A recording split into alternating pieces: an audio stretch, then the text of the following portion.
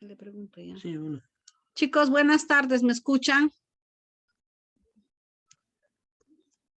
Sí, buenas tardes. Ya, gracias.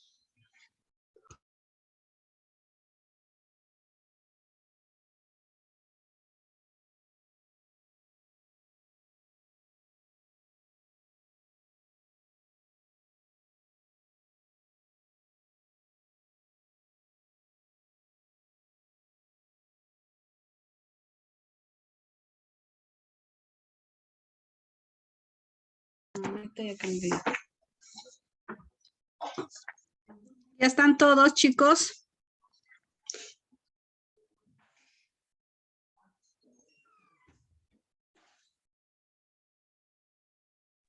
Hay algunos compañeros que están de rotación, doctora. Sí.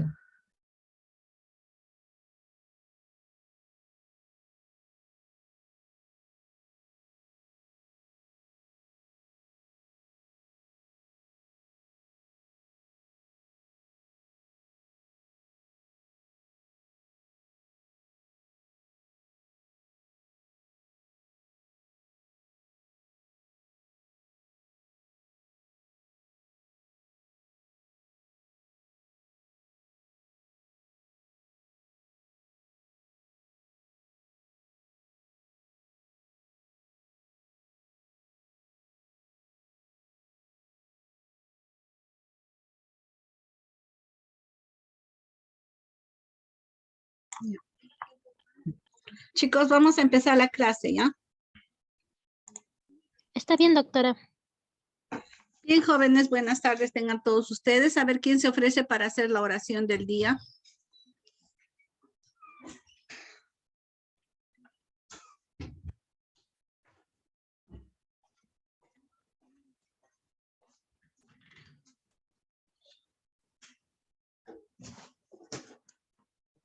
¿Aló, doctora? ¿Me escucha? Sí, te escucho. Si quiere, yo puedo orar, doctora. Ya, gracias. Y vamos a orar. Querido Padre, Señor que estás en los cielos, te damos gracias por esta oportunidad que nos has dado para estar nuevamente con la doctora Flores. Por favor, bendícela a ella y a todos nosotros, mis compañeros de medicina. Danos sabiduría y entendimiento para poder entender esta clase. Y Señor, permite, Señor, que podamos sacar un buen aprendizaje de esta clase para ser buenos médicos para ti. Gracias, Señor, por este momento. Alabamos y bendecimos tu santo nombre en el nombre de tu Hijo amado Jesús. Amén. Amén, muchas gracias. Quisiera saber, chicos, si me están escuchando bien porque no tengo internet en la zona. Estoy haciendo con datos y de repente no está llegando bien la señal. Si es que algo no lo pudieran escuchar, por favor, quiero que me avisen para poder, digamos, volver a repetir o si es que hubiera algún inconveniente, me avisan. Está bien, doctora, pero hasta ahorita se le escucha muy bien. Ya, muchas gracias. Entonces vamos a empezar el capítulo de uropatología. Se ha dividido en varios, son 3 clases que se va a trabajar. Ahora vamos a hacer lo de próstata. Después vamos a trabajar la parte de testículo y también lo que queda ya sería para vesículas seminales y la parte, digamos, que queda de todo lo que es el aparato urogenital, sobre todo del varón.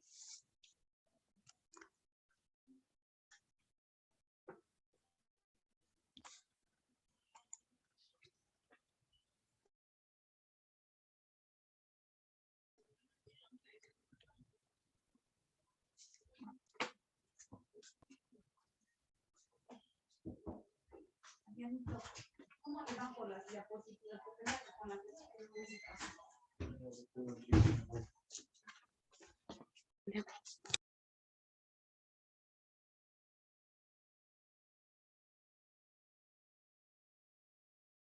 Lo que es patología prostática.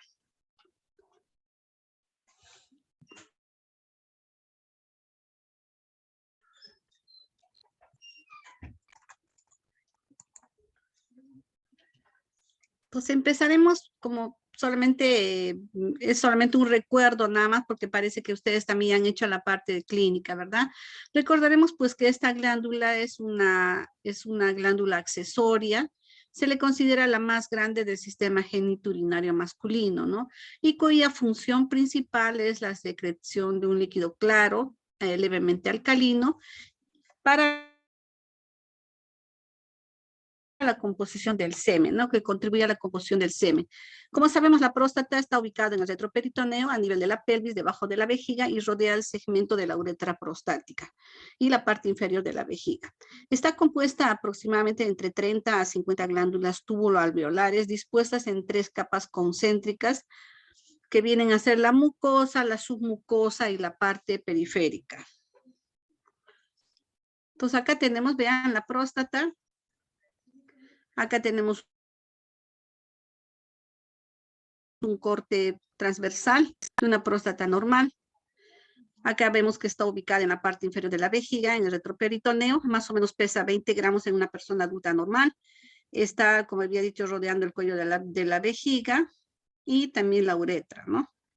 Tiene una cápsula delgada y se distinguen 4 zonas, ¿no? Bien marcadas. Se le considera un órgano tubulo-alveolar por, digamos, las características de la glándula, ¿no? Y estas glándulas están tapizadas por 2 tipos de las células columnares y las células basales que están, digamos, cerca a la membrana basal. Esta división que se tiene de la próstata es, digamos, más que todo para ver dónde se ubican ciertas lesiones, ¿no? Aquí en el esquemita tenemos la uretra prostática y alrededor de la uretra prostática tenemos la capa mucosa, ¿no? Las que están, digamos, alrededor de la uretra prostática se le considera la capa mucosa. Luego tenemos la capa submucosa, viene a ser esta que está más hacia la parte periférica, y luego tenemos ya, digamos, la parte más externa que vendría a ser la parte fibromuscular, la parte más externa, ¿no? Entonces, ahora las glándulas tanto de la parte submucosa y las que están, digamos, en la mucosa, son las que van a secretar, digamos, la mayor cantidad de líquido prostático, ¿no? A su vez, también vamos a ver que estas, las que están más hacia la parte periférica, van a ir a través de unos conductos, están a cada lado de la cresta uretral, Este, digamos, es el esquemita en el corte histológico. Acá tenemos la uretra prostática, esta vendría a ser la parte mucosa. Acá tenemos la parte de la submucosa. Y a esta parte más periférica viene a ser la parte ya fibromuscular, la parte más externa, ¿no? Este es otro esquemita también que se hace para, digamos, ubicar las zonas de la próstata, ¿no? Tenemos acá que esta glándula tiene doble componente, tiene una parte glandular y otra parte no glandular o estromal, que también se la conoce, ¿no? Entonces, las 4 zonas de la parte glandular vienen a ser la parte central, digamos, esta parte de acá, que más o menos ocupa un 25% de la próstata. Luego tenemos la parte periférica, que viene a ser esta parte que está acá, de un color marroncito más claro, es el 70%. La zona transicional, que viene a ser esta zona de acá, que tiene un 5%, y la zona periuretral, ¿ya? Ahora, la parte no glandular está conformada básicamente por un estroma fibromuscular con fibras musculares lisas, tejido conectivo, terminaciones nerviosas y vasos, ¿no? Y asimismo vamos a tener los esfínteres. Ahora, ¿cuáles son las características histológicas de la próstata? ¿No? Acá tenemos un corte histológico. Estamos viendo las glándulas túbulo-alveolares. Estas van a vaciar su contenido a través de ductus. Y el epitelio que lo está formando es un epitelio columnar y hacia la parte digamos, que está cerca a la membrana basal, vienen a ser las células basales, ¿no? Las que están ahí a través de las cuales se va a ir formando el epitelio, ¿no? Entonces, estas glándulas están separadas, a su vez cada glándula está, digamos, recubierta o está, digamos, envuelta por unas células mioepiteliales.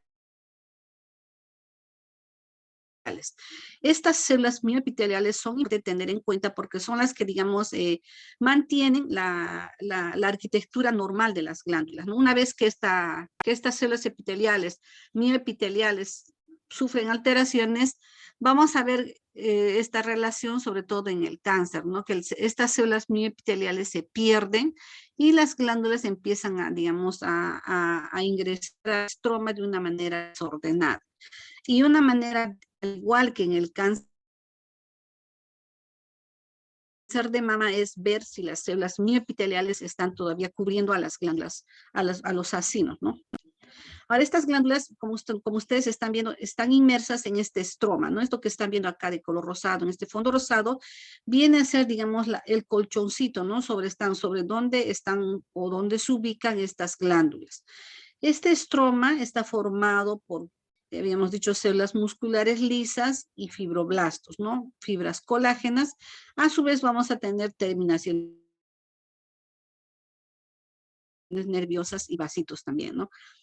Ahora, más hacia la parte, digamos, periférica, tenemos la cápsula, que muchas veces no se distingue bien, ¿no? O sea, está como que combinado con el estroma y no se puede diferenciar bien, sobre todo cuando se opera algunos cuadros de hiperplasia prostática, ¿no? Por ahí es que cuando tenemos la pieza quirúrgica, solamente vemos capa muscular, fibras colágenas y algunas terminaciones nerviosas, ¿no? Entonces, no, como les digo, muchas veces no se logra distinguir bien esta cápsula, ¿no? Vemos como que el estroma se continúa incluso con los órganos que están adyacentes, ¿no? Acá tenemos a mayor aumento las glándulas, como ven, es un epitelio columnar con los núcleos hacia la base, basófilos, y debajo de estas células columnares tenemos a las células basales, ¿no? Debajo de las basales tenemos la membrana basal y luego tenemos a las células mioepiteliales. Estas celulitas que estoy haciendo con la flecha de citoplasma claro vienen a ser las células mioepiteliales. No siempre en todos los cortes las podemos divisar así en forma clara, ¿no? Hay, digamos, algunas técnicas para poderlas visualizar, sobre todo en inmunohistoquímica. Entonces, estas glándulas son las que llamamos glándulas tubuloalveolares o acinos, ¿no? También van a encontrar con esa terminología en los textos. Acá la flechita está señalando las células basales. Como ven, la arquitectura normal en la próstata nos muestra glándulas separadas, ¿no? Vemos acá una glándula, acá vemos otra, y entre ellas hay estroma, aparte, digamos, de tener las células mioepiteliales, ¿no? Entonces, en la arquitectura normal vamos a ver glándulas separadas, algunas glándulas están, digamos, ramificadas como estas, tienen una cierta ramificación, otras tienen, digamos, unas formas a veces abigarradas en forma de ovillos, o pueden ser, digamos, redondeadas, ovoideas. Es variable,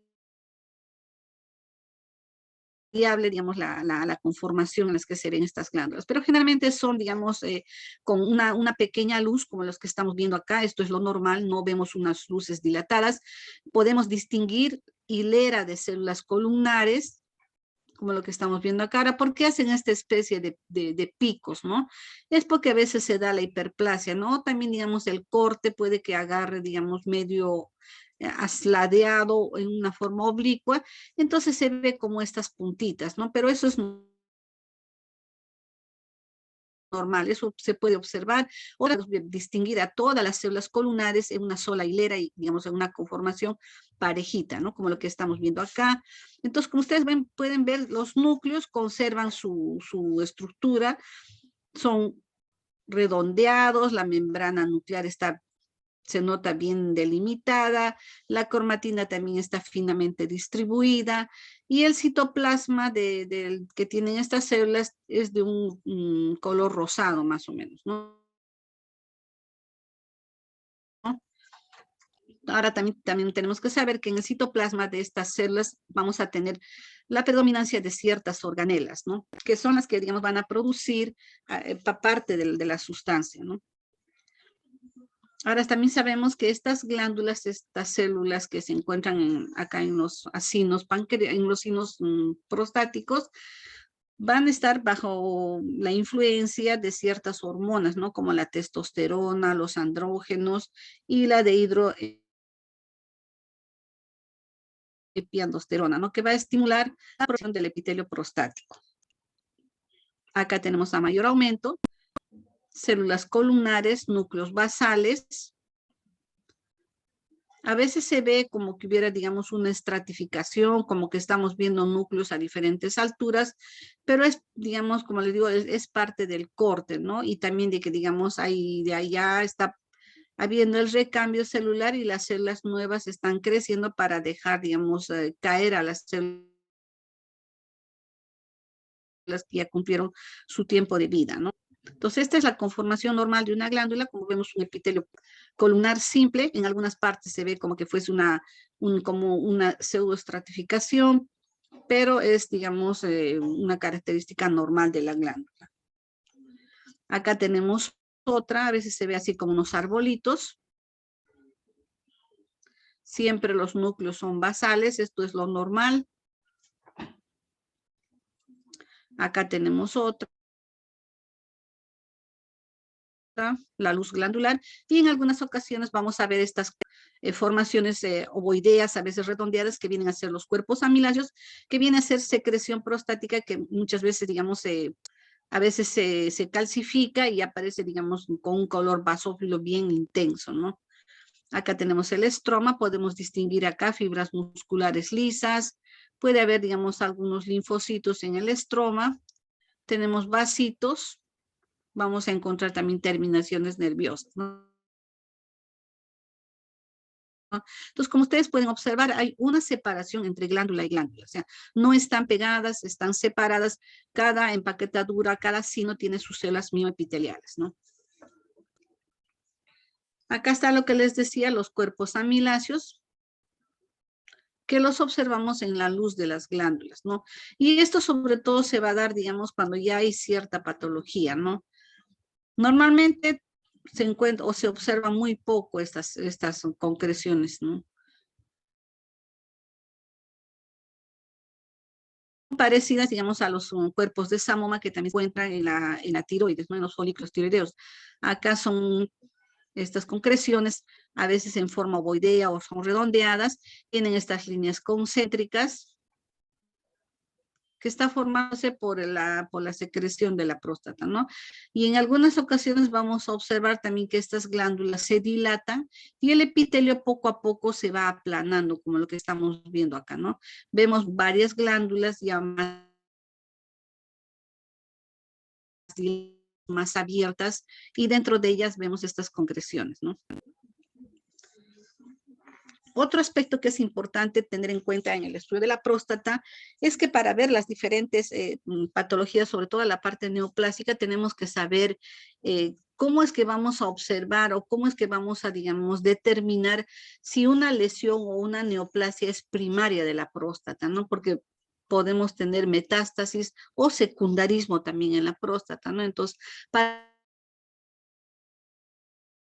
poder decir que la neoplasia de la próstata o el cáncer de próstata es su sitio primario en la próstata, utilizamos técnicas de coloración y una de ellas es la técnica de inmunistoquímica, ¿no? Esta técnica de inmunistoquímica va a, digamos, a pintar a las células. Pueden ser las células columnares, pueden ser las células de reserva también, ¿no? Pueden pintar ambas de ellas, ¿no? Entonces, cada una nos va a determinar o nos va, digamos, corroborar el diagnóstico que nosotros estamos pensando. Y estas técnicas de inmunistoquímica van a pintar, digamos, de un color marrón como lo que estamos viendo acá.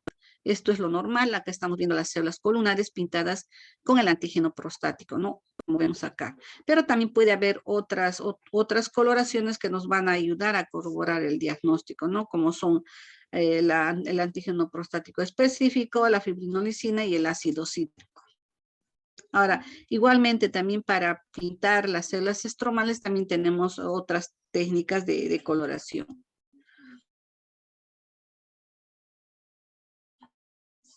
Acá estamos viendo las células basales en una glándula normal. Acá también tenemos otra coloración de inmunistoquímica, como son las queratinas de alto peso molecular. como la queratina 34BE12, la queratina 14 y la queratina 5,6, ¿no? Y igualmente el P63. Entonces, como vemos, son diferentes técnicas de inmunohistoquímica que nos ayudan a corroborar el diagnóstico, ¿no? Muchas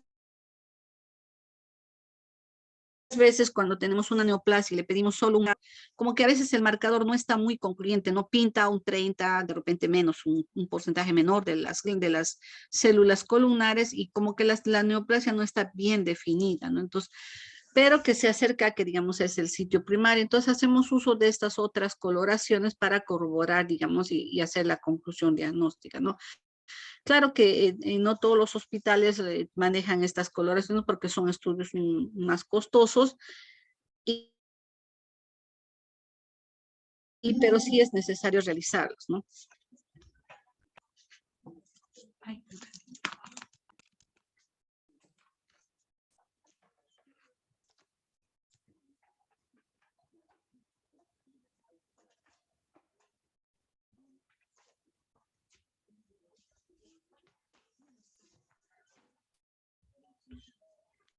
Ahora, cuando nos llega la próstata, nosotros tenemos que hacer una descripción de la próstata, o sea, una macroscopía,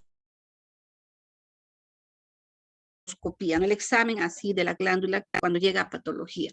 Entonces, para hacer la descripción de la próstata, nosotros vemos qué es lo que nos están enviando. No puede ser una biopsia, pueden ser muestras de una resección transuretral, puede ser que hayan hecho una prostatectomía radical o puede ser una prostatectomía suprapúbica, ¿no? Son técnicas quirúrgicas que utilizan en urología para remitir las piezas quirúrgicas, ¿no? Entonces, pero nosotros cuando recibimos sea la biopsia o la pieza, tenemos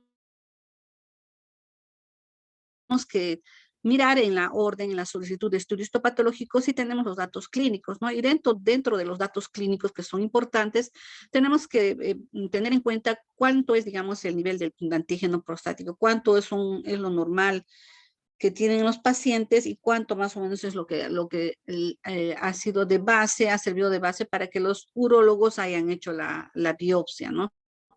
Entonces, además también tenemos que tener fuera de ese dato si es que hay resultados o antecedentes o ya le han hecho al paciente biopsias anteriores y si ha tenido también otros resultados, ¿no? Asimismo, si está recibiendo algún tratamiento hormonal o ha tenido radioterapia o otro dato clínico de importancia, al igual de repente el tiempo de enfermedad, los antecedentes familiares, ¿no? Que son importantes. Entonces, cuando los urólogos hacen, digamos, la revisión al paciente, sabemos que le hacen un tacto rectal, ¿no? El tacto rectal nos permite determinar las áreas que tienen mayor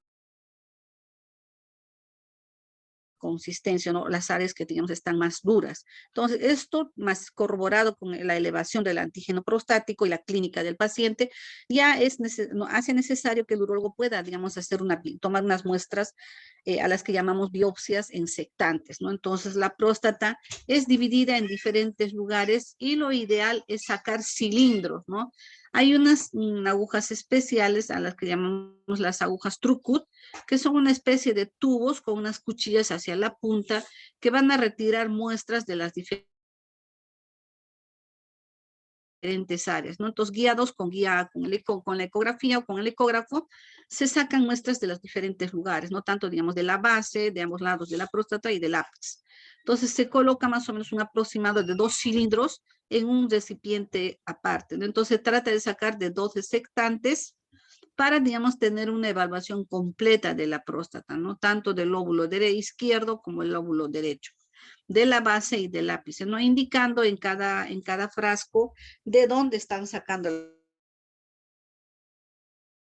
la muestra, ¿no? Porque la ecografía nos está indicando más o menos cuáles son las áreas que, digamos, son más sospechosas o que, digamos, tienen cambios en su estructura, ¿no? La ecografía nos va a permitir, bajo esta guía, hacer, digamos, un muestreo específico y no a ciegas, ¿no? Porque nos guía y nos dice de tal zona se debe tomar la muestra, ¿no? Y lo ideal es, como les digo, hacer posectantes, ¿no? Claro, eso también depende del cirujano, ¿no? Por ejemplo, en nuestro hospital nosotros recibimos una aproximado de 6 muestras por cada lóbulo, ¿no? Algunos hacen, digamos, 3 de cada lóbulo.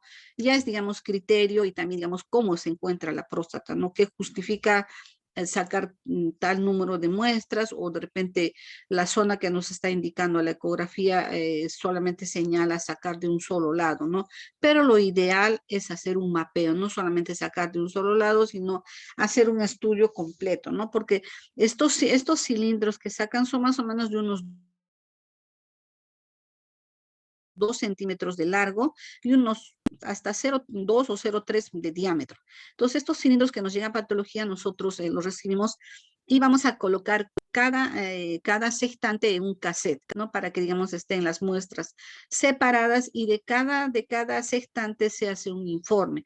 Al final el informe, pues, o sea, si son 12 muestras, va a salir también, va a ser extenso, porque se tiene que detallar las diferentes características o modificaciones que se hallan en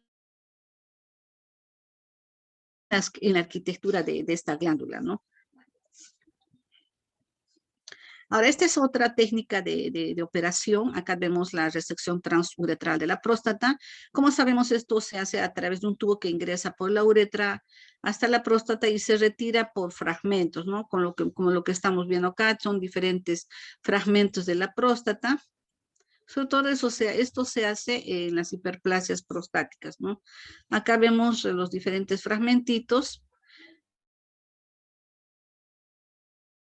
Como vemos, algunas áreas están más marrones, son las áreas, digamos, las que están, como esto se hace con una cuchilla, muchas veces sufre los efectos del corte, de la quemadura, y aparecen así con unas áreas medio marrones, ¿no?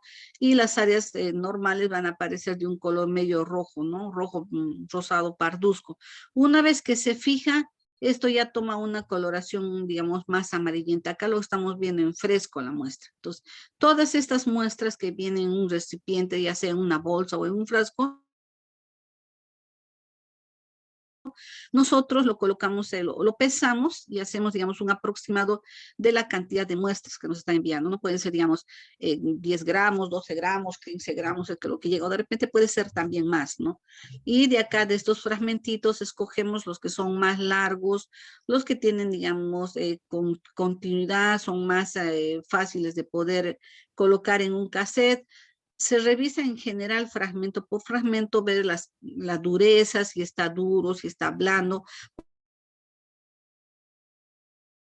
porque la consistencia de la próstata es una consistencia elástica, como que más o menos nos tocamos la punta de la nariz, más o menos tiene esa consistencia elástica, ¿no? Pero puede haber áreas que son más duras, más sospechosas, entonces se hace un muestreo de todo lo que nos mandan, ¿no? Igualmente se colocan en diferentes cassettes, a esto se les llaman los chips de próstata, a cada fragmentito es un chip, y esto va, digamos, igualmente en los cassettes, ¿no? Entonces, de un aproximado, por ejemplo, de 22 gramos, 12 gramos va a ir en 6 cassettes, ¿no? Y los 10 gramos restantes se colocan en un cassette por cada gramos y cada,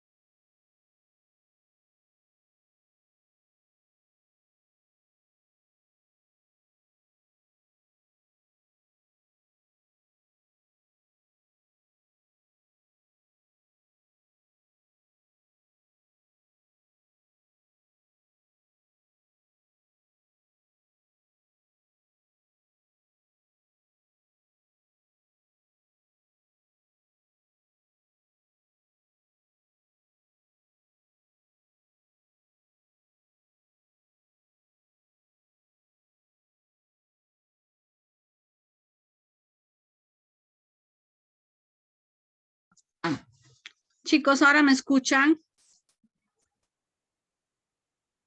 Sí, doctora. ¿Desde qué parte es lo que no escuchan, por favor? Porque ahorita me llama vuestra delegada y me dice que no me están escuchando. ¿En qué momento se ha ido el audio? Se ubica más o menos al inicio, cuando he estado empezando, ¿en qué diapositiva más o menos se ha ido? Reexcesión transureteral de próstata. Ay, a ver, más o menos. Ahí eso han visto. Esta Sí, imagen ya han pasó. visto. Ahí, Sí, sí. Más ya. abajo. Desde ahí, Sí, ahí. Recesión transureteral de próstata. a ver, a ver. Acá, 18, 18. Sí.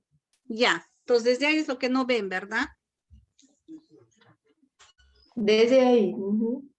Ya, entonces vamos a repetir, no se preocupen.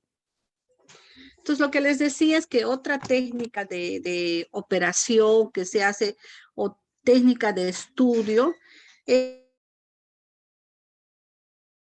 la resección transversal. Esta técnica se hace cuando hay hiperplasias, ¿no? Se saca a través de un tubo que ingresa por la uretra hasta la próstata, se saca varios fragmentos.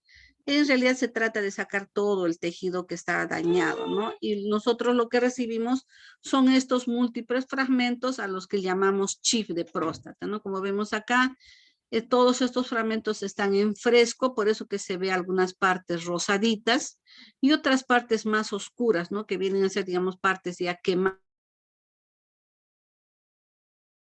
Entonces, por eso vemos un lado de un color marrón más oscuro y otras en las que se ve medio de color rosado, ¿no? Entonces, todos estos fragmentitos nosotros lo juntamos y hacemos, lo pesamos, ¿no? Vemos cuánto es lo que están enviando. Entonces, ahí vemos, describimos cuál es el fragmento mayor, cuánto mide, qué características tiene, y luego hacemos la selección, ¿no? Escogemos a los fragmentos que tienen, digamos, que están más completos, que pueden ser estudiados. Ahí tenemos que elegir los que tienen, digamos, cierto grosor, porque sabemos que cada tejido va a ir, digamos, a un procesador y luego se va a realizar los cortes, y al realizar los cortes tiene que tener cierto espesor para que el tecnólogo cuando está cortando escoja, digamos, una parte que tenga todo el tejido, ¿no? Entonces, por eso nosotros hacemos la selección y mandamos los que están más completos, no los que están por pedacitos, ¿no? Claro que de todas maneras se escoge los que tienen una consistencia más aumentada, más sospechosos, ¿no? Y mandamos un aproximado de todo el volumen que nos envían, ¿no? Por ejemplo, acá dice, ¿no? Si enviaran, por decir, 22 gramos, de los primeros 12 gramos hacemos 6 cassettes, ¿no? De los 10 restantes vamos a mandar un cassette por cada 5 gramos. Harían, digamos, 2 cassettes, que en total nos salen 8 cassettes, ¿no? Entonces, así se va haciendo la selección y la inclusión, ¿no? A eso también nosotros nos guiamos, como les había dicho, por el antígeno prostático y la clínica que tiene el paciente, ¿no?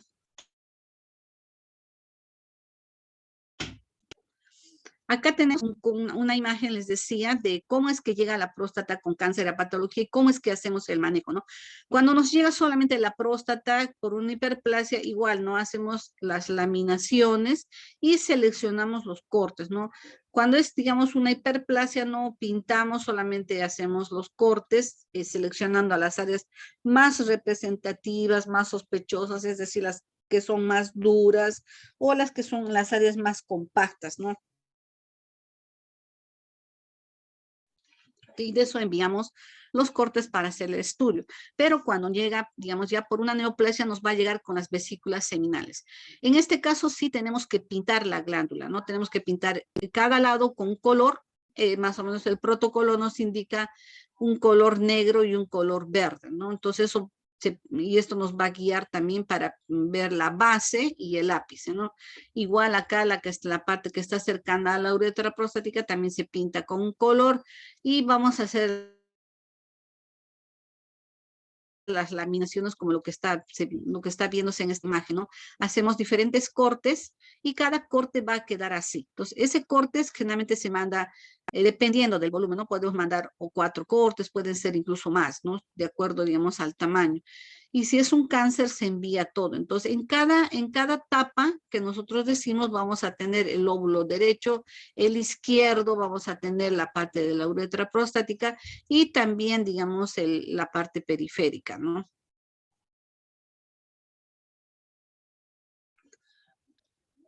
Y como ven acá, cada corte va a ir en una cajita, esa cajita a su vez luego aparece en una lámina y nosotros tenemos todos los cortes en láminas y vamos examinando cada una de ellas para ver qué patrón arquitectural está presentándose, si está alterado, cuánto hay, digamos, de compromiso y a qué, digamos, con qué Gleason o con qué patrón estamos llegando al diagnóstico, ¿no? Entonces, esta es la manera como se maneja y ustedes tienen que saber cómo es que se hace, ¿no? Porque en algún momento pueden llegar, digamos, a observar o a leer un informe, entonces van a ver, ¿no? O si es que van a patología, van a ver cómo es que se está procesando. Esto es para que ustedes tengan noción de cómo es que trabaja el servicio de anatomía patológica. Acá tenemos ya la pieza pintada de color negro y de color verde, la parte de la base, el ápice, y acá van los diferentes cortes, ¿no? Como les había mostrado, se hacen los cortes y cada cortecito va en un cassette, que son estas cajitas, ¿no? Acá tenemos una vista con lupa de todo un corte y acá una vez que hemos terminado de hacer todos los cortes le tomamos foto y guardamos como testimonio de lo que estamos trabajando, ¿no? ¿Me están escuchando, chicos? Sí, doctora. Ya. Sí, doctora. Ya, entonces continuamos. Ahora, una vez que ya hemos visto cómo es que se hace el manejo, cómo es las características histológicas y las modificaciones que se tienen en la glándula, empecemos con la parte de la patología, ¿no? Empezamos con los cuadros inflamatorios. En los cuadros inflamatorios vamos a tener que la próstata va a dar dos cuadros, ¿no? De prostatitis aguda y crónica. Luego vamos a tener el crecimiento benigno, que viene a ser la hiperplasia prostática. Luego tenemos el PIN o la neoplasia intraepitelial prostática, que viene a ser una lesión premaligna. Y luego tenemos el carcinoma prostático, ¿no? A su vez también, digamos, tenemos que recordar las zonas donde se desarrollan las diferentes neoplasias, ¿no? Las zonas no tumorales generalmente se desarrollan en la zona central, la zona transicional de la próstata y el carcinoma más hacia la parte periférica. Por ahí es que cuando se hace el tacto rectal, lo que se palpa es la parte periférica y si es que esta parte está más dura, es de consistencia pétrea y ya le hace sospechar al urólogo que está creciendo algo anormal y lo indicado es hacer la biopsia por sectantes, ¿no? Entonces, en los cuadros inflamatorios vemos que como habíamos visto, pueden ser agudos y crónicos, ¿no? A su vez, pueden dividirse en bacterianas agudas y crónicas y la prostatitis abacteriana crónica y la granulomatosa, ¿no? Las bacterianas generalmente son por genes gram negativos, y la diseminación también es por vía hematógena o local, ¿no? Y las prostatitis bacterianas crónicas por infecciones repetidas, ¿no? A repetición. Las abacterianas se dice que son las más frecuentes, no hay antecedentes de ictus, y nos vamos a guiar por la cantidad de polimorfonucleares o leucocitos en la secreción prostática con un cultivo negativo, ¿no? Las granulomatosas están más en relación a lo que es, digamos, el micobacterium, la prostatitis tuberculosa, o por causas micóticas, ¿no? Tenemos ahí al histoplasma, Cryptococcus, paracoccidioides, ¿no? Y también se ven pacientes que son inmunosuprimidos o pacientes VIH, ¿no? En estos casos no está indicado, digamos, hacer una biopsia de próstata. Nos guiamos por la clínica y por los resultados del laboratorio que se tiene, ¿no? O de ayuda diagnóstica. Acá tenemos prostatitis aguda. Como vemos, no es, digamos, como había dicho, no es necesario hacer una biopsia, ¿no? Las imágenes que se tiene o lo que encontramos generalmente son hallazgos de necropsia, ¿no? Donde se ha retirado la próstata, se hace cortes y muchas veces son hallazgos, ¿no? No es, digamos, una patología que el paciente haya estado presentando o que sea la causa de muerte, ¿no? Sino son con causas. Entonces acá tenemos un corte en el que estamos viendo en una vista panorámica los acetatos, ¿no? Las glándulas, como vemos, están separadas, tienen entre las glándulas estroma, y vemos que tanto en el estroma como a nivel de las glándulas, están con este componente inflamatorio, ¿no? Que mirándolo mayormente vamos a ver qué componente es. Entonces acá tenemos incluso un área de necrosis en donde hay componente inflamatorio, ¿no? Hay congestión vascular, incluso edema también, ¿no? Y acá mayormente vemos, a nivel de la luz de las glándulas, vemos un acúmulo de polimorfonucleares neutrófilos, que ya, digamos, si lo vemos macroscópicamente, sería, digamos, un material purulento, ¿no? Entonces vemos acá a nivel del estroma polimorfonucleares porque el núcleo está segmentado, ¿no? Nos guiamos por eso. Acá estas pelotitas que aparecen 3 o 2 juntas vienen a ser neutrófilos, ¿no? Entonces los neutrófilos son característicos de las inflamaciones agudas y los vamos a ver. Vamos a ver intraepiteliales que están dentro del epitelio, los vamos a ver en el estroma y también vamos a verlos a nivel de la luz, ¿no? En forma, digamos, de acúmulos. Entonces, esto es lo que se ve en una prostatitis aguda. Acá tenemos otro corte, secreción prostática con neutrófilos, ¿no? También pueden haber células muertas, como acá en este corte estamos viendo incluso mayor cantidad de polimorfonucleares intraepiteliales, se nota, digamos, estos elementos celulares más pequeños que tienen, digamos, unos segmentados, hasta 4 o 5 segmentos, y también vamos a encontrar de repente algunos eosinófilos, ¿no? Entonces estos están en la secreción formando parte, digamos, de este material y también los encontramos en el epitelio como en el estroma, ¿no? Esto a mayor aumento, a esto se suma que de repente el cuadro también está haciendo que las células empiecen a crecer, digamos, de una manera reactiva, ¿no? Entonces vamos a tener una hiperplasia reactiva de las células y esto nos da la imagen como que hubieran 2 o 3 hileras, ¿no? Pero es una respuesta ante la inflamación, que una vez, digamos, solucionado el cuadro y el paciente tratado, esto vuelve a su normalidad. Acá hacia la parte periférica igual hay también estos neutrófilos, congestión de algunos vasitos, edema. Acá tenemos otra, ya también tenemos un cuadro de prostatitis crónica. Acá vemos una célula gigante multinucleada. El componente inflamatorio que predomina es linfomononuclear. Tenemos linfocitos, tenemos macrófagos. Como sabemos, una célula multinucleada tipo Langhans viene a ser un macrófago modificado por la unión de varios macrófagos, ¿no? También tenemos a las células epitelioides cuando vemos, digamos, los granulomas, ¿no? No siempre vamos a ver el granuloma característico de ver con la necrosis gaseosa central, las células gigantes multinucleadas alrededor, los linfocitos, las células epitelioides, macrófagos, células plasmáticas que se ven en los granulomas, ¿no? A veces lo vemos así de una manera combinada, pero esto ya es un granuloma, ¿no? Basta de ver esta célula multinucleada, ya nos está indicando que este es un proceso inflamatorio crónico. Entonces a esto ya se le hacen los otros exámenes para ver, digamos, si esto es positivo para la coloración del Ciel-Nielsen, que nos va a determinar la presencia del micobacterio, ¿no? Si esto se corrobora con la coloración, estaríamos frente a una prostatitis granulosa, una prostatitis tuberculosa. Igual también le podemos hacer la coloración de Paz para ver si es la presencia de hongos, ¿no? Pero muchas veces, o algunas, bueno, ya digamos, dependiendo a la experiencia del patólogo, puede, digamos, distinguir las estructuras micóticas, ¿no? Y se pide la coloración de Paz o la coloración de Grocott para confirmar el diagnóstico, ¿no? Porque son identificables, tienen una estructura a veces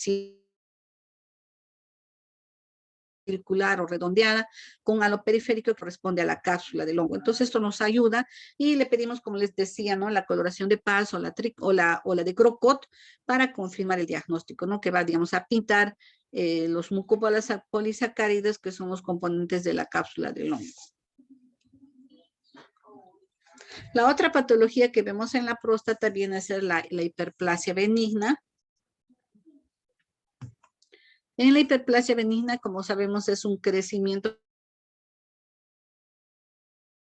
como su nombre lo dice, benigno, va a haber una proliferación que puede ser de la parte estromal o de la parte glandular, ¿no? Algunas veces es más, digamos, la parte estromal o la parte glandular, según, digamos, se hagan los cortes y observemos las láminas, ¿no? Esta patología es frecuente, se observa generalmente en personas mayores de 50 años y la hiperplasia se va a dar tanto a, digamos, estromal como glandular, ¿no? Y esto hace que la glándula tenga un crecimiento en forma nodular, ¿no? Entonces, bueno, las próstatas que nos llegan muchas veces tienen una proliferación, tienen estas formas nodulares hacia la parte periférica, como también hacia los cortes, en la superficie de corte vamos a observar áreas nodulares, ¿no? Por el crecimiento que se tiene en esta hiperplasia. Y está en relación a la acción hormonal. Acá tenemos, digamos, la acción que tienen las hormonas sobre el crecimiento de las células, sobre todo epiteliales, y acá tenemos la imagen macroscópica, ¿no? Este es un corte de la imagen de una glándula, como vemos acá estos nódulos. Si nosotros recordamos la imagen anterior que habíamos visto, veíamos una glándula que tenía una superficie parejita, lisa, no había nódulos. Acá ya tenemos nódulos, ¿no? Tenemos acá, ven, la cápsula externa, aparece como una membrana medio blanco nacarada. Y acá tenemos los nódulos, unos más grandes y otros más pequeños, ¿no? Como lo que estamos viendo acá, la parte de la uretra prostática. Entonces, estos nódulos que crecen son los que van a producir la obstrucción, ¿no? Van a hacer que el paciente no pueda miccionar o el chorro de la orina tenga, digamos, diferentes características, ¿no? Entonces, este crecimiento obstruye la uretra y no deja pasar la orina, ¿no? Y le causa no solamente cuadros infecciosos, sino también puede causar incluso hidronefrosis en los pacientes, ¿no?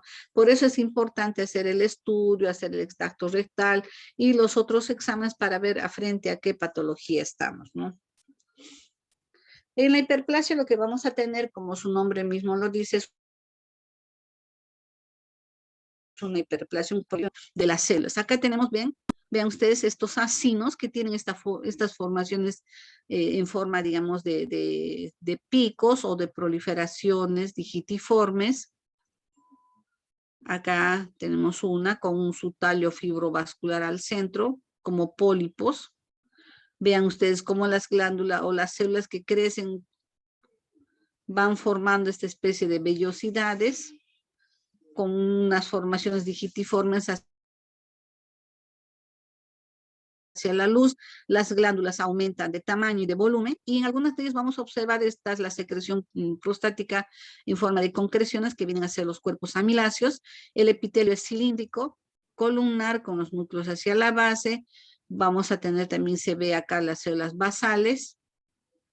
En algunas partes vamos a observar estratificación que es característica de la hiperplasia.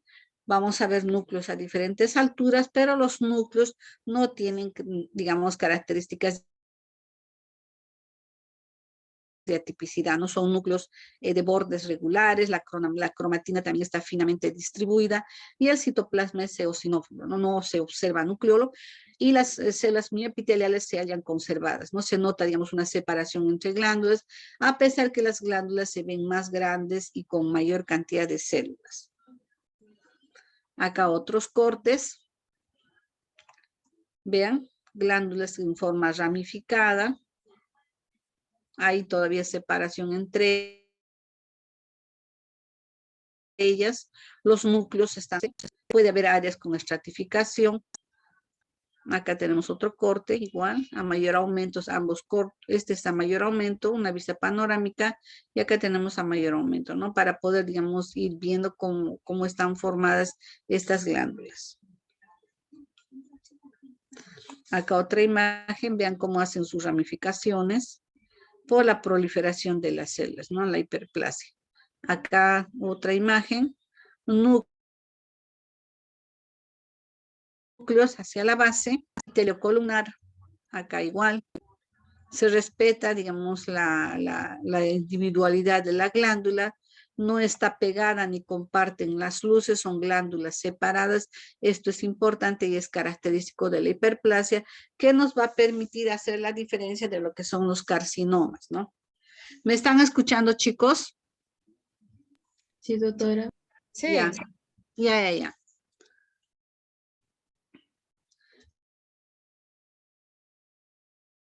Ahora ya, una vez que ya nos hemos ubicado y sabemos qué es la hiperplasia, la podemos diferenciar, entramos a lo que es la neoplasia intraepitelial prostática, que llamamos también el PIN, ¿no? Acá tenemos una glándula y vemos que toda la glándula se ha llenado de células, ¿no? Pero estas células ya tienen el núcleo más oscuro y están de una manera desordenada, ¿no? No tenemos núcleos basales. Tenemos núcleos que están creciendo de una manera desordenada y prácticamente han tapado toda la luz de la glándula, ¿no? Igual acá tenemos una glándula tapada, acá otra. Ya vean la luz cómo está siendo cada vez más estrecha por el crecimiento de estas células, ¿no? Otra cosa que observamos que las células, los núcleos, estas células que tienen núcleos de diferentes formas, ¿no? Unos son más ovoideos, tienen formas, acá hay una forma de corazón, otros son más alargaditas, tienen puntas y la cromatina también está más cargada, más oscura, más brumosa, ¿no? Entonces, este desorden ya, digamos, es un crecimiento que va hacia un pin, ¿no? Acá es donde se inicia las neoplasias malignas. Entonces, si esto queda acá, ya vemos mitosis atípica, ya estamos frente a un carcinoma in situ, ¿no? Cuando ya hay mitosis atípica, estamos frente a un carcinoma in situ. In situ porque todavía no se ha roto la membrana basal y está dentro del acino, dentro de la glándula. Una vez que ya nos hemos ubicado en lo que es el PIN o la neoplasia intraepitelial, entramos a lo que es el cáncer de próstata. Entonces, acá tenemos un corte. Como pueden ver, muchas veces no es fácilmente diferenciable de lo que es la hiperplasia.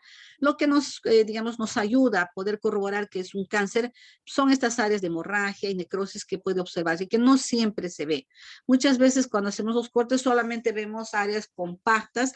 Decimos áreas compactas porque se ven más blanquecino, amarillentas, ¿no? Más sólidas también porque parece que todo fuera igual, ¿no? Pero también se ve, digamos, áreas microquísticas,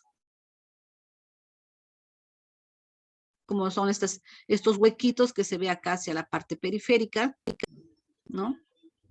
Entonces acá vemos cómo es la superficie de corte, si es una superficie heterogénea, aparte también de tener los nódulos periféricos, también observamos si en esta superficie de corte tenemos estos nódulos, vemos acá un nódulo más pequeñito, otro más grande, vemos áreas de hemorragia, necrosis, estas áreas con dilatación quística periféricas, algunas veces encontramos secreción, otras veces incluso hasta concreciones cálcicas, cálculos. Entonces, todos esos detalles se va registrando en la descripción que hacemos, ¿no? Ya hemos pintado, ya lo hemos medido y estamos haciendo las laminaciones, ¿no? Entonces, este corte acá lo estamos viendo en lupa, así, ¿no? Así es como se observa. Y como les decía, es importante saber frente a qué zona estamos, ¿no? Si es la zona central, la zona periférica y todo. Ahora, el adenocarcinoma de próstata o carcinoma de próstata, digamos, es una neoplasia bastante frecuente en el sexo masculino, ¿no? Como vemos acá en esta gráfica, está ocupando el 26.6% de neoplasias, ¿no? Con más o menos 8.700 casos, esto es a nivel para el año 2020 en el Perú. Globocan nos muestra esta estadística frente a las otras neoplasias, ¿no? Al cáncer de estómago, cáncer colorectal, al linfoma, a la leucemia y a otras neoplasias, ¿no? El cáncer de próstata es el que ocupa el primer lugar. Igual acá. Una comparación con el sexo femenino, lo que es mujer, tenemos acá el cáncer de mama y en el varón el cáncer de próstata. Entonces, ahora, ¿cuáles son las características que nosotros encontramos y que debemos saber cuando estamos frente a un adenocarcinoma de próstata acinar, ¿no? Acinar porque es de las glándulas. Entonces, la epidemiología también ya deben haberla visto, dónde es más frecuente, qué lugares son igualmente la etiología. La lesión empieza en el crecimiento desordenado de las células epiteliales glandulares, pueden ser también por carcinógenos dietéticos, efectos hormonales que van a causar, digamos, una lesión, un cuadro inflamatorio crónico, luego una hiperplasia, un carcinoma in situ y a un carcinoma infiltrante ya digamos característico del adenocarcinoma acinar, ¿no? La localización, como sabemos, tiene hacia la parte más periférica, posterior y lateral. Estas neoplasias son detectadas con ayuda de, digamos, de los exámenes auxiliares de ayuda diagnóstica. Una ecografía nos ayuda a diferenciar qué zonas son las más sospechosas, las más sólidas, las que, digamos, sugieren o requieren hacer, digamos, una biopsia por sectantes para ver y tener una idea en general de cómo está la próstata, ¿no? Qué lugares son los que son, digamos, las que tienen mayor lesión o mayor porcentaje de neoplasia para hacer el estudio, ¿no? Las características clínicas, como sabemos, se da en personas de edad más avanzada, el dolor pélvico, las obstrucciones o modificaciones incluso en el chorro urinario, muchas veces hay hemorragia, obstrucción incluso a nivel del intestino grueso, cuadros de obstrucción rectal por el crecimiento de la neoplasia, ¿no? Macroscópicamente o cuando se hace el tacto rectal ya se nota una próstata aumentada de consistencia pétrea, nodular, y cuando recibimos la próstata igualmente, ¿no? Hacemos el estudio macroscópico de cómo es sus características, ¿no? Igual en la parte microscópica hay que observar el borde de la próstata, ¿no? Pues acá tenemos la localización, donde es, digamos, más frecuente hacia la parte periférica, ¿no? Que ocupa el 70% un porcentaje mayor, la zona transicional en un 20% y la zona central un 10%. Acá tenemos los cortes, las características macroscópicas de la próstata. De diferente tamaño, distribución, hay una distribución distinta, no hay, digamos, preferencias por un lado o por el otro, se pueden dar alrededor de la uretra prostática en toda la glándula, ¿no? En toda su extensión. Y, digamos, cuando nosotros hacemos la descripción, vemos, ¿no? Una superficie de corte, digamos, heterogénea, con nódulos de diferente forma y tamaño, con áreas de necrosis, áreas microquísticas, áreas de hemorragia. Vamos describiendo los diferentes cortes, ¿no?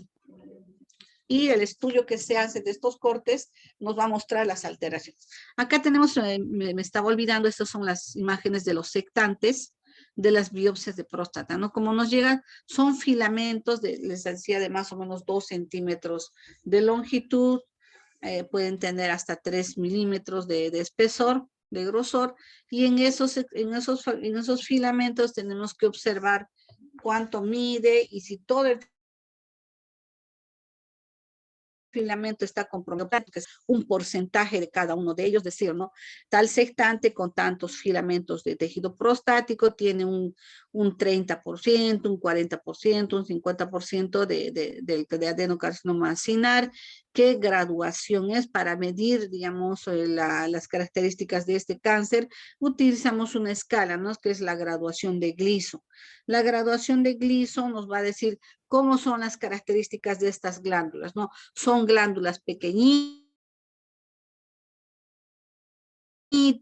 están separadas, digamos, los núcleos atípicos, comparten las luces, están espalda con espalda, están todas pegaditas o todavía están separadas, se forman masas sólidas. Todas esas características nosotros vamos observando en esta graduación de Gleason, ¿no? Entonces, hacemos una sumatoria al final de todos los filamentos. Decimos, ¿no? Por decir, en el lóbulo derecho observamos 6 filamentos, de esos 6 filamentos, 8 o digamos 4 están comprometidos, el 50%, estos 4 filamentos tienen glándulas que corresponden a una graduación de Gleason, digamos, como se le da un porcentaje y se le da, digamos, una numeración, las glándulas pequeñitas tienen un valor de 3, cuando ya se hacen más chiquititas, más separadas, ya sea, digamos, es 4, cuando ya las glandulitas, digamos, se hacen de una manera más difusa, un patrón más sólido, ya estamos entrando a un Gleason 5. Entonces, estos filamentos y al final, digamos, decimos, ¿no? La sumatoria, en cada filamento tenemos que sumar los patrones que se presenten, ¿no? ¿Cuál es el más frecuente o cuál es el predominante frente al que tiene menor porcentaje? Hacemos la sumatoria de cada uno de ellos. Entonces, al final se saca, digamos, una conclusión y se pone, ¿no? El diagnóstico. Entonces, esta es la manera como se informan las biopsias de próstata. No es solamente decir que es un adenocarcinoma, no, se tiene que poner de cada filamento se tiene que hacer una descripción del porcentaje, la graduación de Gleason, aparte se hace ahora otra escala que la Sociedad de Urólogos a nivel internacional ha agregado, ¿no? Que es la graduación de grupo. Esta graduación de grupo nos va a ayudar a dar digamos, el pronóstico del paciente, ¿no? Qué pronóstico tiene el paciente y de todas formas también tenemos que hacer esa graduación de Gleason, ¿no? Y esta graduación de Gleason, la graduación de grupo, que viene a ser la otra escala, se hace en base a la graduación de Gleason. Entonces, esto ya es, digamos, manejo del patólogo. Yo solamente lo hago referencia para que ustedes tengan idea, ¿no? Y cuando vean un informe, tienen que estar las dos escalas, tanto la graduación de Gleason como la graduación de grupo, ¿no? Entonces, cuando ya tienen estas dos escalas, ya el informe está completo, ¿no? Si no, no. Entonces, eso es también para que ustedes exijan en el centro donde esté que el informe sea completo, ¿no? Porque el oncólogo tiene que tener una idea completa de todos los filamentos, ¿no? Porque los filamentos están dando una imagen de toda la próstata. Como se toman por diferentes niveles, ya sabemos cómo está, ¿no? Entonces, en cada filamentito vamos observando. Vean ustedes esas glándulas que aparentemente están normales, ¿cómo vemos, no? Acá vemos una todavía conservada, vemos que otra está muy pegada y ya vamos viendo esas glándulas pequeñitas, como les decía, ¿no? Están separaditas, se van juntando, todavía tienen sus células muy epiteliales, o ya dos glandulitas apitos, que quiere decir eso que comparten las luces, ¿no? Y están pegadas, a esas las llamamos back to back o espalda con espalda, eso también lo van a ver en los informes. Acá mayor aumento, vemos glandulitas más pequeñitas, atípicas, ya deformes, ¿no? Vamos viendo también otro detalle que es importante ver, la presencia del nucleolo, que es prominente y eosinófilo, como lo que estamos viendo acá. Acá también vemos glándulas que tienen varias hileras, hay ya la estratificación, pero con atipicidad, núcleos de diferente tamaño, hipercromáticos, más oscuros, los bordes irregulares, nucleolo prominente, ¿no? Y con el componente inflamatorio que está alrededor, linfocitos T, ¿no? Vean acá estas células ya son más atípicas, más irregulares, las glándulas también tienen luces ya deformes. Acá tenemos las típicas, acá otra, y vemos también el estroma glándulas pequeñas. Todo normal, acá ya estamos frente a una neoplasia, ¿no? Aparte también observamos que en medio de la progresión vamos a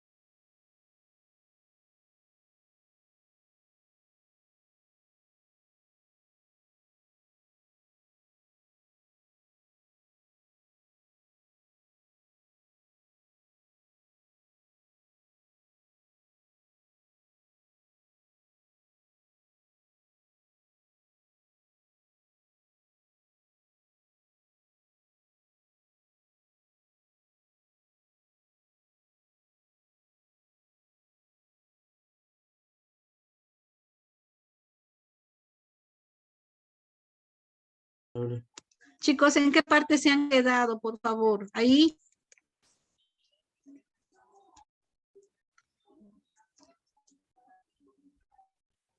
¿Me escuchan? Sí, doctora, ahora sí se le escucha y también se ve la presentación. ¿Dónde se han quedado? A ver, díganme ustedes. Acá, en En un esta imagen cuadrito. de... Ahí, acá. Había un cuadrito que se dividía. Este de acá, a ver, este de acá. Este, Ese, el de 37. ya, ahí se han quedado. Ajá. Ya. Entonces, este es un cuadrito que resume más o menos lo que tenemos o lo que observamos cuando hay un adenocarcinoma de próstata, ¿no? Entonces, hacemos, digamos, un recuerdo de lo que es la epidemiología, la etiología, que ustedes seguramente ya lo han visto, ¿no? ¿Dónde es más, dónde predomina esta neoplasia? ¿Cuál es la etiología? ¿Cuáles son las células que empiezan a crecer? Como vemos, sabemos, son las células epiteliales glandulares que pueden ser por carcinógenos dietéticos o efectos hormonales o algunos oxidantes igualmente, ¿no? La localización, como sabemos, es más la parte periférica, la zona externa y digamos cómo se hace el diagnóstico, ¿no? A través de cuando se hace la biopsia, o también ayudándonos con el estudio del antígeno prostático, el tacto rectal, ¿no? Y esto nos va, digamos, determinar si es que es una hiperplasia o es una neoplasia, ¿no? Toda la clínica y los exámenes de ayuda diagnóstica nos ayudan a determinar si estamos frente a una hiperplasia o estamos, digamos, frente a un cáncer, ¿no? Y como les decía, generalmente la resección transuretral se hace para las lesiones benignas, ¿no? Para las hiperplasias. Ya, digamos, las prostatectomías se hacen cuando ya, digamos, tenemos el diagnóstico de un cáncer, ¿no? Entonces, cuando ya tenemos la próstata, ya llegó la pieza quirúrgica patología, nosotros hacemos el estudio que les había mostrado, ¿no? El examen externo, hacemos los cortes, el pintado, y digamos enviamos prácticamente toda la próstata para tener una idea de cómo está la estructura, ¿no? Cómo se ha modificado la arquitectura de la glándula, ¿no? Y esto es para, digamos, cumplir con los protocolos que se tiene del Colegio Americano de Patólogos, en el que exige que se haga, digamos, o se cumpla con todos los criterios de estudio para llegar y hacer el estadiaje, y esto le pueda servir al oncólogo para dar el tratamiento respectivo a los pacientes, ¿no? Entonces acá está, digamos, la localización, como les decía, ¿no? La parte periférica es, digamos, donde se encuentra el mayor porcentaje de las neoplasias, seguido por la zona transicional y la central. Acá tenemos un corte, unas laminaciones de la próstata, para ver, digamos, las características macroscópicas, o sea, la parte externa vemos nódulos de diferente tamaño, unos más grandes, otros más pequeños, que están en diferentes lugares. Podemos encontrar incluso áreas de necrosis en las que encontramos material del esnable, o sea, que como es como un polvo que se deshace. Podemos encontrar áreas de hemorragia, necrosis, ¿no? Todo esto lo vamos describiendo, se hace la medición, si encontramos áreas quísticas, si es que hay, digamos, presencia de cálculos, todo eso se va registrando para hacer las descripciones, ¿no? Y como les decía acá, me estaba olvidando, estas son imágenes de las biopsias, ¿no? Las biopsias, como les decía, son filamentos que se saca con una especie de una aguja de unos 2 centímetros de longitud por 3 milímetros, ¿no? Esto se va colocando en esos cassettes que les decía que se colocan los sextantes, cada filamento indicando el lugar, ¿no? Y en estas biopsias tenemos que observar todo el filamento y ver si todo el filamento está comprometido por la neoplasia, qué porcentaje de cada filamento, y uno por uno tenemos que hacer el resumen, ¿no? Decir qué es lo que estamos encontrando, si todo el filamento está comprometido, qué porcentaje, ¿Cuál es la graduación de Gleason? ¿No? La graduación de Gleason es una escala que nos permite determinar las características del adenocarcinoma o del carcinoma acinar de próstata. Acá vemos, digamos, qué tipo de glándulas son, cómo están en textura, si son glandulitas pequeñas, son glándulas más grandes, pegadas, hay poco estroma, hay, digamos, ramificación, y lo que es característico en la próstata es ver la presencia del nucleolo, ¿no? Entonces eso tenemos que observar, y digamos, glándulas que todavía se parecen a lo normal son, digamos, neoplasias bien diferenciadas o bien, o digamos, mejor diferenciadas, ¿no? Y conforme van perdiendo su arquitectura, se van haciendo ya más indiferenciadas o medianamente o incluso poco o ya indiferenciadas, es según las características como vamos observando, ¿no? Entonces, en estas biopsias que vemos, vamos a ver cómo están las estructuras glandulares. Hay estratificación, es decir, hileras a diferentes alturas, como lo que vemos acá. Las de las luces son irregulares. ¿Cómo están los núcleos? No tienen nucleolo prominente. Hay carcinoma in situ. Vean, los núcleos son grandes, deformes, atípicos, hipercromáticos, más oscuros, las luces son irregulares. Acá como que se quiere compartir, acá tienen una luz, acá tienen otra y otra. Entonces estas glándulas que se comparten son las que llamamos back to back o espalda con espalda, ¿no? Acá tenemos, disculpen, tenemos una luz en la que estamos observando secreción y vemos estas células, estos núcleos, tienen nucleolo prominente evidente, ¿no? Mirando la mayor aumento, estos núcleos a veces son eosinófilos, son rojos, característicos del adenocarcinoma acinar, ¿no?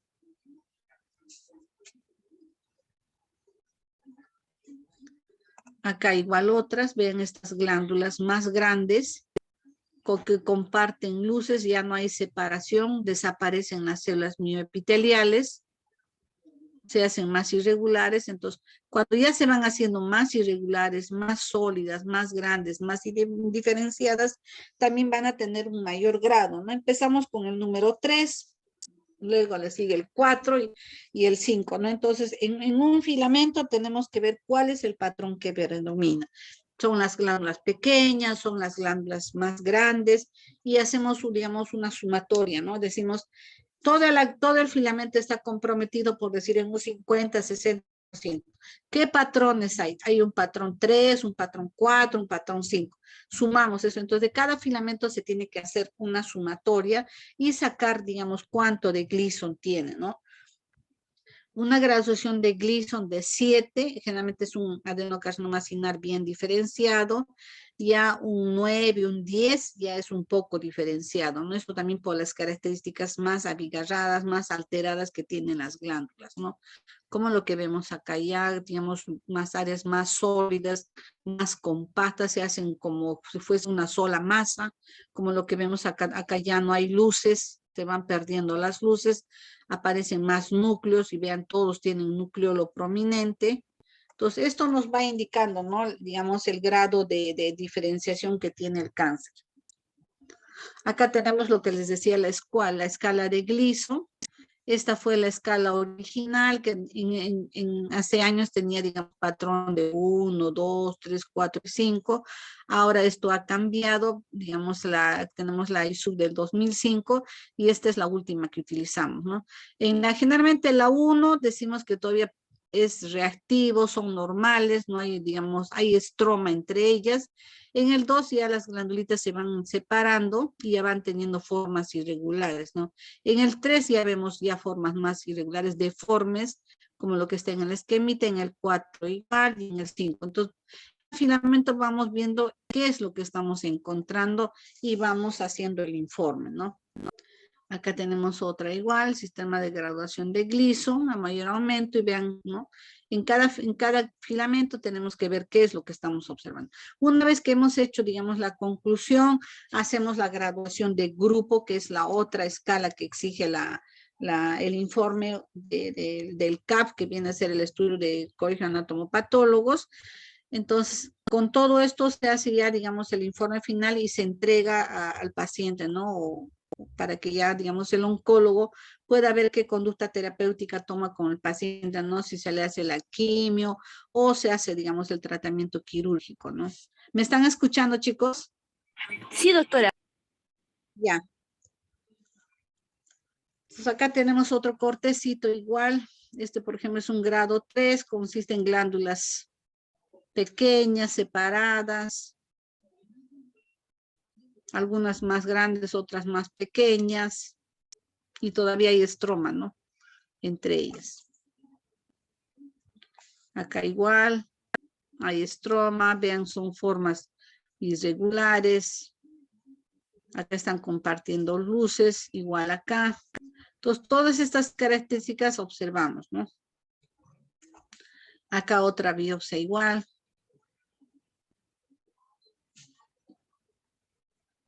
Glándulas acá con varias formas, ¿no? Como que fuesen deditos, son irregulares. Unas son como dilataciones, otras más estrechas, otras más pequeñas. Entonces hay un polimorfismo. Glándulas de diferente forma y tamaño, ¿no? Acá el estroma. En el estroma vamos a encontrar componente inflamatorio que vienen a ser linfocitos T. A esto tenemos que ver si los nervios, las terminaciones nerviosas están rodeadas por la neoplasia. Tenemos que observar si dentro de los vasos sanguíneos hay trombos tumorales. Entonces eso también se informa. Y si es que la grasa que está periprostática está comprometida por la neoplasia. Entonces, una vez que hemos observado todos esos detalles, hacemos el informe final. Y esto va a servir, como les decía, al oncólogo para indicar la conducta terapéutica del paciente, ¿no? Acá tenemos otro, vean, áreas más sólidas, más grandes. Acá ya igual, ya no hay separación entre ellas, todo parece un patrón difuso, ya no hay estructura, ya no hay luces glandulares. Acá las luces se van perdiendo, se hacen más estrechas, igualmente acá, ¿no? Acá ya tenemos un patrón más difuso, ya son, digamos, graduaciones más altas, ya un patrón 5. Y así, ¿no? Incluso también observamos dentro de las luces áreas de necrosis tipo comedocarcinoma, ¿no? Entonces, esto también se indica y se registra, ¿no? Necrosis tipo comedocarcinoma. Y esto también nos está indicando la malignidad, el crecimiento que tiene la neoplasia, ¿no? Entonces, como ven, hay varios factores que se tienen que registrar sí o sí. No se puede dejar de lado porque si no el informe estaría incompleto. Entonces, todo esto va, digamos, dar una idea al oncólogo de qué es lo que ha encontrado el patólogo y cuál es la conducta que se va a seguir, ¿no? ¿Qué es lo que se va a hacer con el paciente? Entonces, acá tenemos la graduación de grupo, lo que les decía. El score de Gleason nos va a indicar, ¿no? Si digamos la sumatoria de lo que les decía, ¿no? ¿Cuál es el patrón que predomina más el que no predomina? Nos va a dar una sumatoria. Esta sumatoria, ¿a qué grupo corresponde? Si es el 6, corresponde a graduación de grupo 1. Si es que es el 7, nos corresponde a la graduación de grupo 2. Esta sumatoria igual, grupo 3, acá también igual la sumatoria de cada uno de ellos, a qué graduación. Entonces ustedes cuando tengan un informe en la mano, tienen que tener estas dos escalas, tanto la graduación de Gleason y la graduación de grupo, ¿no? Si no, el informe está incompleto. Entonces acá vamos viendo qué cosa es lo que va, el grado 6 son glándulas individuales, discretas, bien formadas, ¿no? En el 7 tenemos todavía glándulas que están bien formadas, pero tienen poco estroma, ¿no? Igualmente así vamos viendo en cada uno de ellos qué características tienen, ¿no? Yo no les voy a exigir, obviamente, que ustedes aprendan esto es para que tengan noción, porque sí, digamos, el patólogo sí tiene que saber, ¿no? Entonces, estamos con pregrado y ustedes tienen que tener una noción, tienen que tener idea qué es lo que se tiene, ¿no? Para que no estén, digamos, perdidos cuando estén viendo un examen histopatológico. Entonces, ahora, acá en el aspecto, digamos, macroscópico del cáncer de próstata, tenemos que observar, ¿no? La ubicación, la consistencia, el color y las alteraciones estructurales. Todo esto se tiene que, digamos, registrar, se tiene que ver qué características tienen, cómo es que está avanzando la neoplasia, y esto lo vemos nosotros, ¿no? Entonces, como les decía, todo esto va a servir, lo que yo quiero es que ustedes, cuando vean un informe, se acuerden, ¿no? Que hay cosas que el patólogo tiene que registrar, no pueden ser informes simples, tiene que tener todo bien detallado, ¿no? Acá está solamente para que ustedes puedan recordar cómo es que hacemos los cortes, cómo es que se va mandando cada uno de ellos, como lo que habíamos visto anteriormente. Y acá está, ¿no? A veces nos ayudamos de un estilete para ubicar la uretra prostática y de ahí guiarnos, ¿no? Porque a veces nos vienen masas sólidas, no tenemos, digamos, no aparece la uretra prostática, entonces con la ayuda del estilete nos guiamos y empezamos, digamos, a trabajar, ¿no? Acá ya tenemos la glándula que está pintada. A veces hay, digamos, centros donde solo se tiene tinta china y no es posible diferenciar si es, digamos, o no podemos pintar, digamos, la base, el ápice, el lado derecho, izquierdo, no solo tenemos una sola tinta, ¿no? Entonces, ya, digamos, haciendo los cortes, vamos viendo por la presencia de las vesículas seminales, de los conductos diferentes, en qué lado estamos viendo, ¿no? Cuál es la parte de la base, del ápice. Claro, ahora con los colorantes ya es más fácil, digamos, poder hacer el trabajo, ¿no? Ya más rápido, ¿no?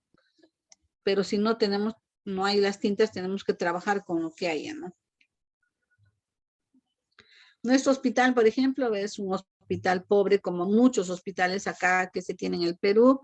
Entonces se trabaja con lo que se hay, con lo que se tiene, ¿no? Ya a veces entre los mismos médicos residentes se compran sus colorantes, porque eso también les ayuda a ellos, ¿no? A poder determinar, porque como les decía, viene la próstata y es una masa, ¿no?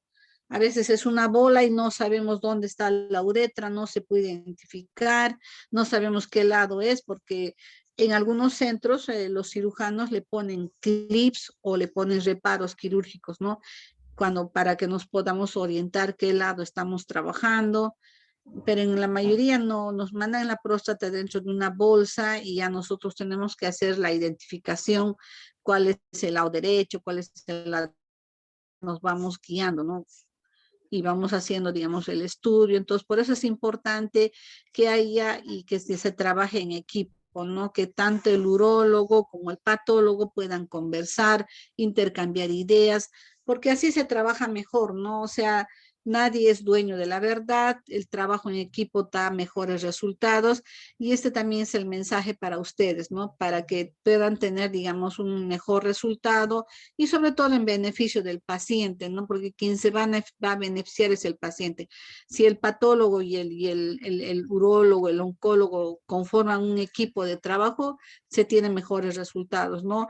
Esto ayudará que el patólogo le enseñará al urólogo cómo es que se tiene que, digamos, colocar un informe, se tiene que registrar los datos, cómo es que se tiene que hacer el estudio, que hay que respetar la pieza quirúrgica, no hacer cortes a veces por querer, digamos, averiguar o ver, seccionan la próstata en fresco y malogran la pieza, ¿no? Entonces, todo esto que les estamos enseñando es para que ustedes posteriormente ya puedan trabajar con mejor, digamos, criterio, puedan conversar, nos entendemos conversando y trabajamos mejor, ¿no?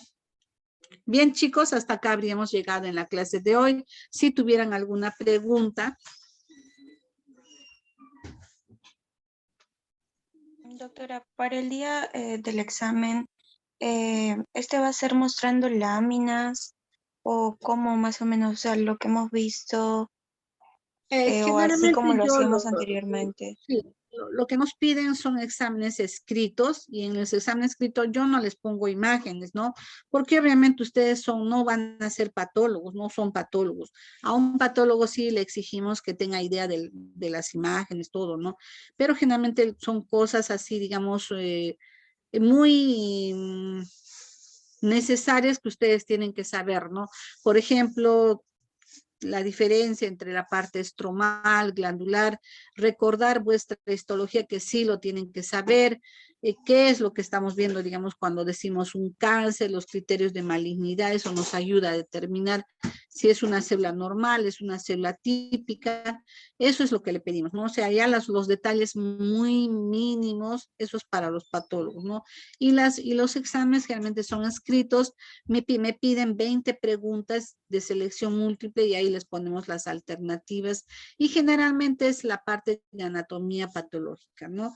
Pero imágenes no se les coloca, no hacemos la práctica con láminas, porque si lo hiciéramos tal vez habría, digamos, la opción de tomar un examen de una imagen que tú estás viendo en el microscopio, ¿no? Pero lo estamos viendo en imágenes de slides o de fotos, entonces lo que el examen es más escrito, ¿no?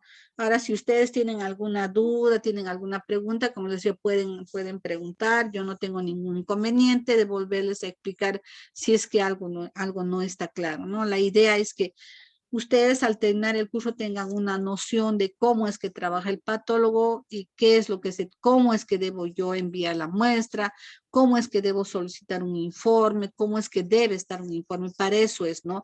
Las cosas que se les ha puesto acá puntuales para que ustedes tengan una noción completa de lo que es el curso y cómo se trabaja en anatomía patológica, ¿no? Muchas gracias, doctora. Doctora, una consulta. ¿Me Dime. escucha? Sí, Ajá, sí, te escucho. ¿será que nos Sí, puede tienes. proporcionar su material para poder revisarlo?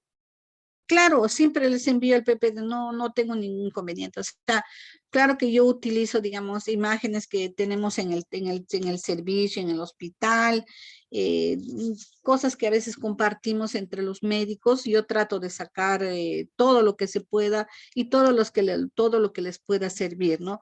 Porque igual que ustedes, yo también he sido estudiante y a mí me hubiera gustado que me expliquen y me digan cómo es, ¿no? Porque a veces uno llega ya al internado y no tenemos ni noción de qué cosa es lo que estamos viendo, ¿no?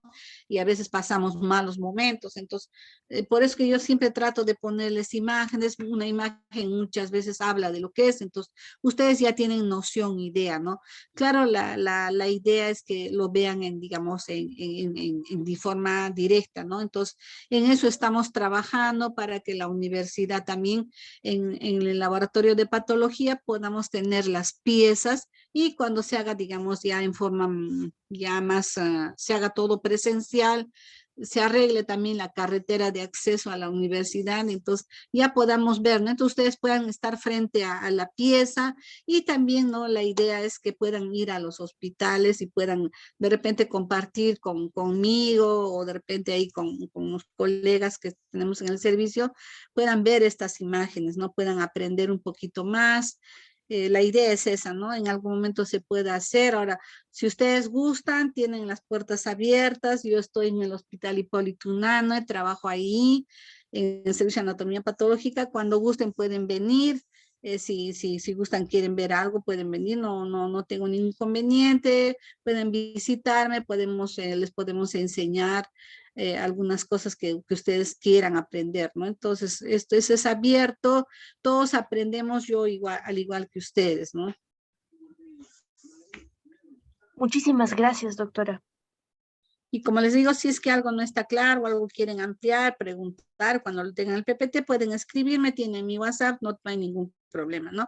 El lunes haremos ya la parte de testículo, luego hacemos la parte de pene y de repente algunas otras cosas más que son necesarias, ¿no? Lo más importante, lo que más les va a servir, ¿no? Doctora, El resto, sí. Sí, justamente quería comentarle que el examen que vamos a tener de sus clases va a ser este lunes. ¿Tan rapidito? Porque a Eh, mí la doctora me dijo que van a hacer 3 clases, ¿no? Hoy día, el día lunes y el miércoles para lo que es urología, porque próstata es una parte importante, testículo es también amplio, y lo otro es el pene, ¿no? Que también tienen que saber. Entonces, ella lo ha distribuido en 3 clases. No creo que sea solo el día lunes el examen. La otra me dijo que son tres clases. Supongo que darán a la otra semana, al viernes, algo así, cuando hayamos terminado todo. Porque en un día que se haga todo es bastante. sí, comprendo, doctora, pero así está en nuestra programación. Sería bueno que... ¿Qué? ¿Les han puesto el examen de próstata el día lunes? Nos han puesto o sea, no han especificado en sí el tema, sino que nos dijeron que el examen de patología iba a ser el lunes de urología, ¿no? No, no, no. A mí la doctora Liz ayer, antes de ayer creo así, no, el día martes ha sido, creo que me ha escrito el lunes. Me dijo que esta parte de urología van a ser 3 clases. Ahí tengo lo que me ha enviado, ¿no? El día de hoy, incluso me dijo, ¿puede usted empezar este viernes? Yo le dije, bueno, puede ser, tengo libre la tarde y puedo alistar mi PPT para el día viernes, una parte, y me dijo, la otra clase sería el día lunes y la otra el día miércoles. No creo que les tomen solamente del capítulo que estamos haciendo, debe ser de todo. En todo caso, yo le voy a escribir ¿y quién les ha dicho esto? ¿La señorita Keila o la doctora Liz o no sé quién les habrá dicho, no? No, doctora, lo que pasa es que al inicio de ciclo nos entregan Tienen un escrito ahí horario. en el sílabus, ¿no es cierto? Sí, Tienen en el tenemos, sílabus. ajá, Ya, pero a mí no me han dicho que hoy día haga todo y que mañana es el examen. No, no me han dicho. Además, sábado creo que no, la universidad no trabaja, sería el día lunes. No no, me no, dijeron hoy el día. No, lunes va a ser el examen, doctora, eso nos dijeron. no creo porque yo el lunes hago la otra parte y la otra parte el día miércoles. Les voy a enviar con el WhatsApp para que ustedes vean lo que la doctora Liz me ha enviado, ¿ya? Para que vean, porque no Sí, me ha dicho doctora. que hoy día haga todo. No. Ella no me dijo que hoy día haga todo. Lo han puesto 3 días. Claro, me lo han dejado para que yo haga, digamos, lo divida Ujú, en 3 temas, ¿no? Entonces, por eso que yo le he separado próstata ajá. y los testículos hacemos el día lunes y miércoles ya la parte de pene, vesículas seminales y de repente alguna parte, digamos, de patología infecciosa, de enfermedades de transmisión sexual, que también tienen que saber, ¿no? Ok, doctora. Entonces, Yo le voy a escribir continuemos con lo ahorita porque que, todavía quiero ¿ah? decir. Sí, ahorita le Continuemos voy a con lo que me ha escribir a la dicho. doctora y le voy a decir, sí, le voy a decir que ustedes están preocupados por vuestro examen del día lunes, ¿ya? Está Para que bien, se comunique. Sí, perfecto. vuestra Ok. delegada, ¿quién es o delegado, quién es? Nuestra delegada es la alumna Gabriela, pero en estos momentos se Ya, encuentra en rotación, por eso es que ahorita la estoy representando.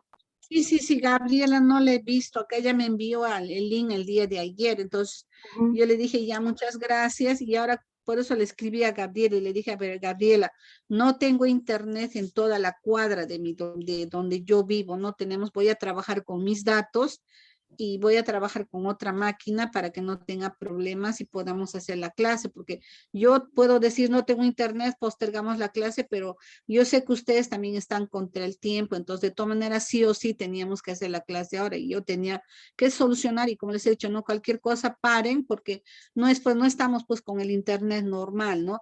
Entonces déjeme, yo ahorita voy a hablar con la doctora, le voy a escribir y le voy a decir que, bueno, yo estoy siguiendo lo que ella me ha dicho, ¿no? La parte de urología lo hacemos en 3 clases como ella me ha indicado, porque Ok, me puso incluso ahora, empiezan a las 2 y terminan a las 3 y no sé cuánto me dijo, 3:50, no sé cuánto me puso, 3:30 creo que me puso. entendido, Entonces, doctora. Sí, son para hacer el día hoy, el lunes y el miércoles, ¿ya? ok, doctora, entonces esperamos entonces a esa conversación Sí, con la escuela.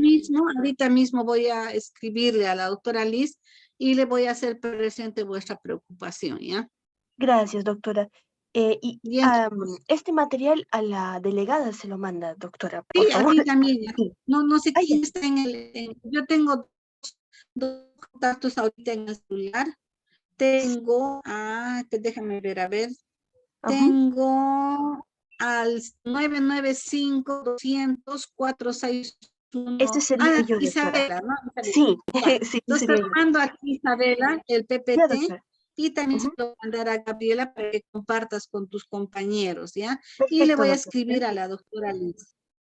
Ok, genial, doctora. Listo, Muchas gracias. muchas gracias, bendiciones, nos estamos viendo el día lunes, ¿ya?